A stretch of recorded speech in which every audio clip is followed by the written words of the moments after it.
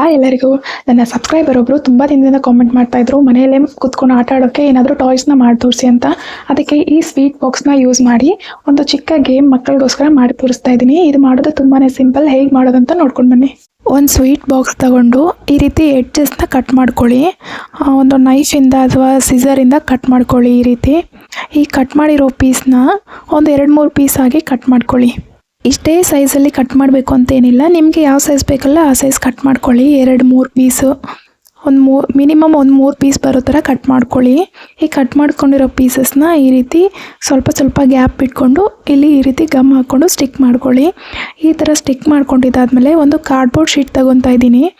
ಇದನ್ನು ಇದೇ ಅಳತೆಗೆ ಕಟ್ ಮಾಡಿ ಇಲ್ಲಿ ಗಮ್ ಹಾಕಿ ಸ್ಟಿಕ್ ಮಾಡ್ಕೊಂಡ್ಬಿಡಿ. ಇದು ಡ್ರೈ ಆದಮೇಲೆ ಈ ರೀತಿ ಟೂತ್ ಪಿಕ್ ಇರುತ್ತಲ್ಲ, ಹಲ್ಲು ಕುಚ್ಚಕ್ಕೆ ಯೂಸ್ ಮಾಡ್ತೀವಿ, ಅದನ್ನು ಈ ರೀತಿ ಸ್ವಲ್ಪ ಗ್ಯಾಪಲ್ಲಿ ನಿಮ್ಗೆ ಎಲ್ಲಿ ಬೇಕೋ ಅಲ್ಲಿ ಈ ರೀತಿ ಚುಚ್ಚಿದ್ರೆ ನಾವು ಕಾರ್ಡ್ಬೋರ್ಡ್ ಇಟ್ಟಿರೋದ್ರಿಂದ ಕರೆಕ್ಟಾಗಿ ಕುತ್ಕೊಳ್ಳುತ್ತೆ. ಗಮ್ ಕೂಡ ಹಾಕೋ ಅವಶ್ಯಕತೆ ಇಲ್ಲ. ಇಲ್ಲಿ ಎಲ್ಲ ಸ್ಟಿಕ್ ಮಾಡಿದ್ಮೇಲೆ ಈ ರೀತಿ ನಂಬರ್ಸ್ ಬರ್ಕೊಳ್ಳಿ. ನಾನು ತೋರಿಸ್ತಾ ಇರೋ ಥರ ಈ ನಂಬರ್ಸ್ನ ಬರ್ಕೊಂಡು ನಿಮ್ಮ ಹತ್ರ ಯಾವುದಾದ್ರೂ ಬಾಲ್ಸು, ಬೀಡ್ಸು ಏನಿದ್ರೆ ಅದನ್ನು ಈ ರೀತಿ ಮೇಲಿಂದ ಹಾಕಬೇಕು. ಇದೇ ಗೇಮ್.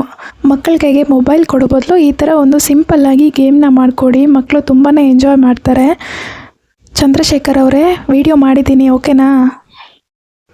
ಈ ಗೇಮ್ ನಿಮ್ಗೆ ಇಷ್ಟ ಆಗಿದೆ ಅಂತ ಅಂದ್ಕೊಂಡಿದ್ದೀನಿ. ಈ ವಿಡಿಯೋ ಇಷ್ಟ ಆಗಿದ್ರೆ ನನ್ನ ಚಾನಲ್ನ ಸಬ್ಸ್ಕ್ರೈಬ್ ಮಾಡಿ, ನಿಮ್ಮ ಫ್ರೆಂಡ್ಸ್ ಆ್ಯಂಡ್ ಫ್ಯಾಮಿಲಿಗೆ ಈ ವಿಡಿಯೋನ ಶೇರ್ ಮಾಡಿ. ಈ ಗೇಮ್ ಹೇಗಿತ್ತು ಅಂತ ಕಾಮೆಂಟಲ್ಲಿ ಹೇಳೋದನ್ನ ಮರಿಬೇಡಿ.